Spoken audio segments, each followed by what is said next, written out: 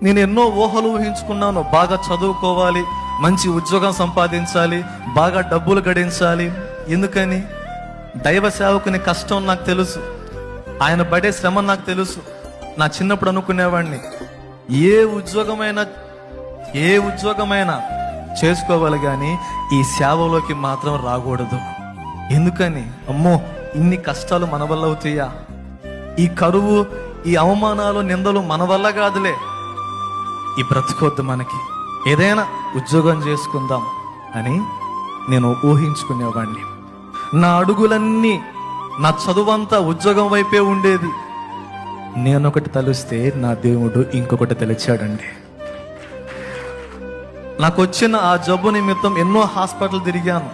అనుకునేవాడిని, నా స్నేహితులు మొత్తం నాతోనే ఉంటారు కదా, నా బంధువులు మొత్తం నాతోనే ఉంటారు కదా, నా వాళ్ళంతా నాతోనే ఉన్నారు కదా, నాకు దిగులేంట్లే, నాకు భయం ఎందుకు, నా వాళ్ళంతా ఉన్నారు కదా అనుకొని సంతోషపడిపోతా ఉండేవాడిని.